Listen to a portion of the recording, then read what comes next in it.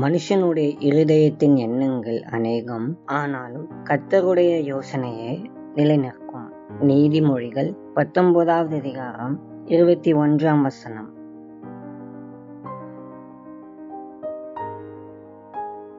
தங்கள் சொந்த நோக்கங்களுடன் தங்கள் பாதையை தாங்களே வகுத்து கொண்டு தங்கள் வாழ்க்கையை தாங்களே நடத்த முயற்சி செய்கிற மக்கள் பெரும்பாலும் மகிழ்ச்சி இல்லாமல் விரக்தி அடைந்தவர்களாக இருக்கிறார்கள். காரணம், அவர்கள் தங்களுடைய சொந்த திட்டங்களையே எண்ணிக்கொண்டு இருப்பதால் தேவனுடைய நல்ல திட்டங்களை பார்க்க தவறிவிடுகிறார்கள்.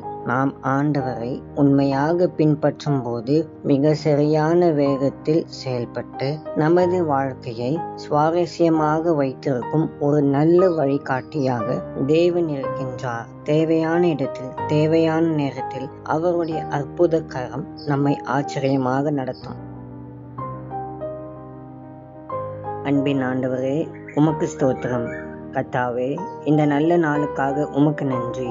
ஆண்டவரே, இந்த நாளிலும் உம்முடைய கிருபை, சமாதானம் மற்றும் சந்தோஷத்தால் எங்களை நிரப்பி ஆசீர்வதித்து வழிநடத்தும். நாங்கள் உம்முடைய திட்டத்தை தெரிந்து கொண்டு உம்முடைய பாதைகளில் நடக்க எங்களுக்கு உதவி செய்யும். நீர் எங்களோடு இருப்பதற்காக நன்றி.